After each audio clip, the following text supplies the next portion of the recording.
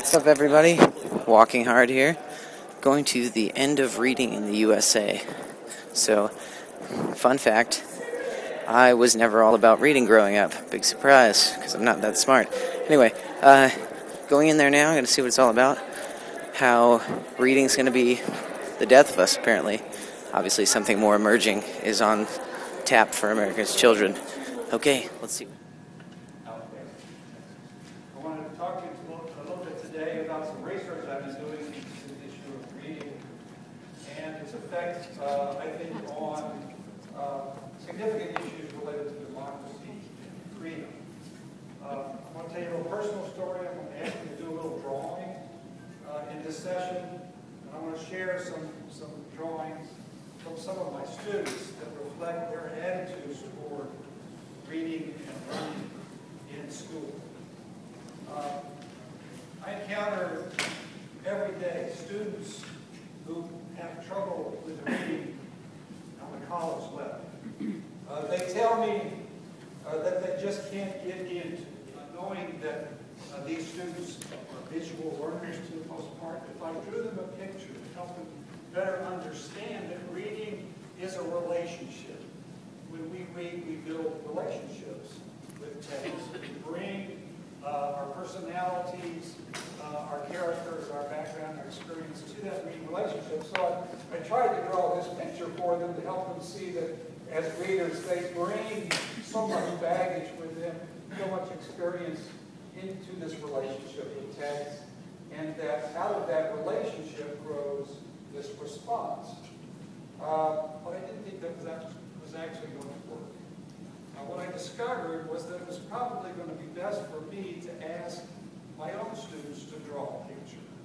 That is, I thought that I might have them draw a picture of what happens when they read in order to get a better sense of how they, in fact, conceptualize their relationships with reading. So that's what I'm going to ask you to do first in this interactive session.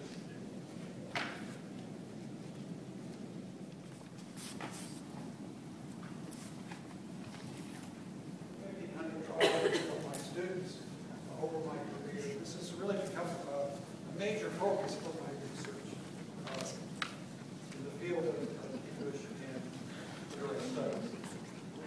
These drawings, though I didn't know exactly what I was going to get when I asked for these drawings, I thought that they might indicate something that would help me better understand the difficulties my students are having.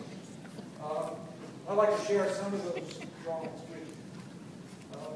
This was a very interesting drawing I thought that I got from one of my students that showed a high dive that for this student, reading was diving. I thought that was a really nice sort of depiction. This drawing, a different sort of drawing, but this is the sense that we absorb what we read, right? The nice drawing there, the hands opened up. It's a journey that takes you to other places. This was a fairly common drawing as well. And this is another one. This is what I call the picturing reader, that when I read, I see these pictures in my mind. I see those people, I see those places, I see the events. Reading is an opportunity for me to put movies in my mind. Any of those already know this. We all know this. We don't know it consciously all the time. But these are the metaphors that we use. Again, this metaphor of going in. The student says to me that a book is hard. That means that it is hard because they can't get into it. Right? There's a barrier there. So going in or moving into a text is one of the principles many of us have built in school at the time. That we are in this prison.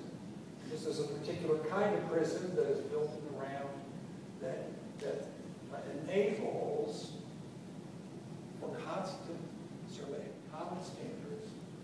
Books are chopped up and treated as science in some cases. Treated as if you can objectify what one should do with the text or how one should respond to the text. Texts become all about places and dates and all. And experience. They don't become experiences that students have with what we know is an art form. Literature is a form of art. This happens to be made out of language and words. Hey guys, just got out of the end of reading in the USA. As you can see over my left shoulder, it's a little bit of a carnival out here outside. But just want to kind of bring it all in on that one. It seems like one of these themes of this year, as far as South by Southwest, is about education and making education. I mean, there's a big push for gaming, but overall, it starts with kids early, and the ways that the educational system and the way that education is structured and the way kids can learn can really be reformed, and it's kind of an old process. So it's cool to see that sort of gaming mentality creep into the advertising world and in the way that we're presenting things new and differently, but also to instill that sort of education and dissemination of information at a younger level as far as education in schools.